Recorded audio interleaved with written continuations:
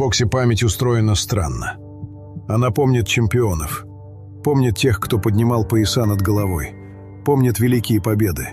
Но иногда она почти забывает людей, которых сами чемпионы предпочли бы никогда не встречать. В середине 90-х тяжелый вес жил в ожидании новой эпохи. Майк Тайсон, Эвандер Холлифилд, Леннокс Льюис. Казалось, именно они определят лицо дивизиона.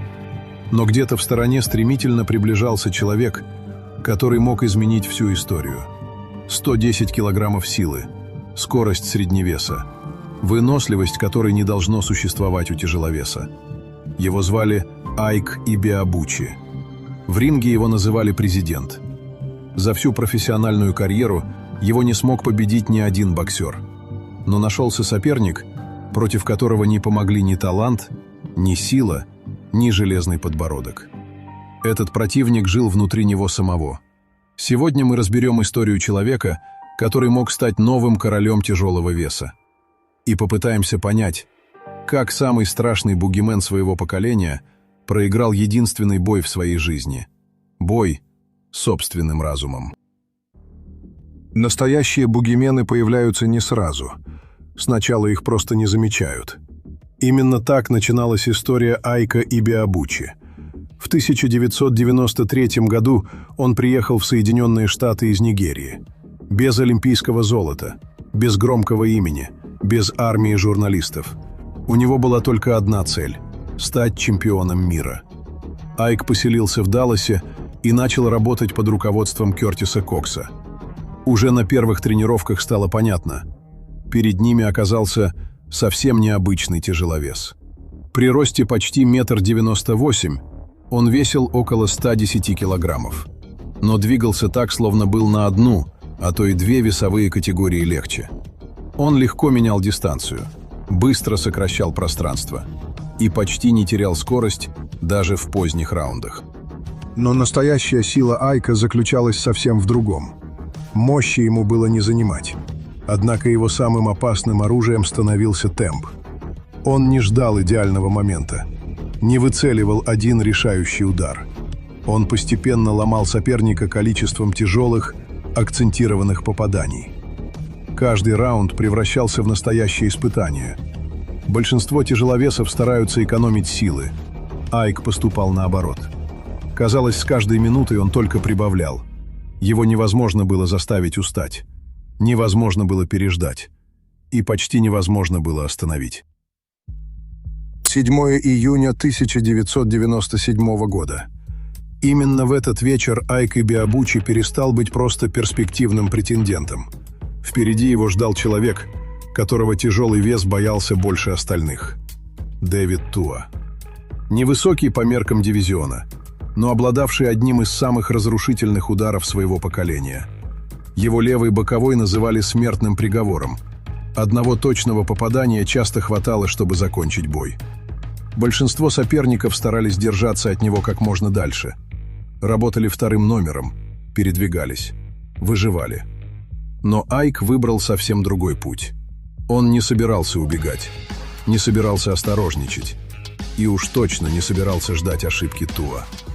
Он решил встретить одного из самых опасных панчеров планеты лицом к лицу.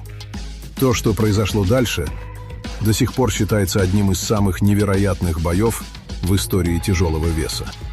С первых секунд стало ясно: никто не собирается делать шаг назад. Каждый размен выглядел так, будто бой может закончиться в любую секунду. Но секунды превращались в минуты, минуты в раунды. И темп не снижался.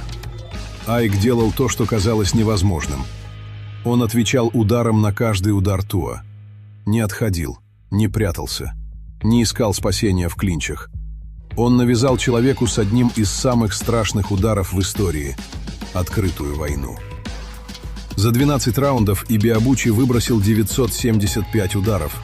Для тяжеловеса это казалось невозможным. Даже сегодня подобные цифры выглядят почти невероятно. Когда прозвучал финальный гонг, победителем стал Айк Ибиабучи. В ту ночь он победил не просто Дэвида Туа. Он победил страх, который долгие годы окружал его имя. Но позже многие зададут другой вопрос. Какую цену человек способен заплатить за такую победу?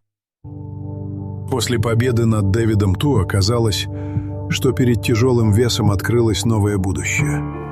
Имя Айка Ибиабучи все чаще появлялось рядом с главными звездами дивизиона. Все говорили о титульных боях, о больших гонорарах, о чемпионских поясах. Но за пределами ринга происходило нечто совсем другое. Люди из его окружения начали замечать странности. Сначала едва заметные, потом все более тревожные. Айк требовал, чтобы к нему обращались только как к президенту. Он говорил о демонах. Утверждал, что через телевизор на него воздействуют злые силы. Для одних это выглядело обычной эксцентричностью. Для других становилось поводом для настоящего беспокойства. Но профессиональный бокс редко умеет ждать. Пока зрители покупают билеты, индустрия продолжает двигаться вперед. И вскоре Айку дали нового соперника. Человека совершенно другого склада. Непобежденного Криса Бёрда. Боксера, которого многие считали одним из самых неудобных технарей своего поколения. На бумаге преимущество было у Криса Бёрда. Он уже успел заработать репутацию одного из самых неудобных боксеров тяжелого веса. Быстрые ноги, безупречное чувство дистанции, защита, которую годами не могли разгадать даже лучшие соперники. Первые раунды складывались именно так, как и ожидали специалисты. Бёрд постоянно смещался, заставлял Айка промахиваться, не давал закрепиться на удобной дистанции. Казалось, что неудобный стиль снова приносит свои плоды. Но постепенно рисунок боя начал меняться. Ибиабучи не торопился. Он продолжал сокращать дистанцию, продолжал давить. И с каждым раундом Бёрду становилось все труднее выдерживать этот темп. В пятом раунде все изменилось. Айк поймал соперника мощнейшим апперкотом. Бёрд оказался на настиле. Он сумел подняться, но Ибиабучи сразу бросился в атаку. Под непрерывным прессингом Айка рефери остановил поединок. Эта победа изменила отношение к Ибиабучи. Теперь его перестали считать просто талантливым претендентом. Все чаще звучал другой вопрос. Кто вообще способен остановить этого человека? К сожалению, ответ оказался совсем не тем, которого ожидал боксерский мир. После побед над Дэвидом Туа и Крисом Бёрдом Айк Ибиабучи стал одним из самых опасных претендентов тяжелого веса. Все чаще говорили о чемпионском поединке. Все чаще звучало имя Леннокса Льюиса. До исполнения мечты всей его жизни оставался всего один шаг. Но судьба уже готовила совсем другой поворот. Иногда человек проигрывает бой в ринге, иногда за его пределами. Айку Ибиабучи предстояло проиграть единственный бой, которого не видел ни один зритель. 22 июля 1999 года. Лас-Вегас. Отель «Мираж».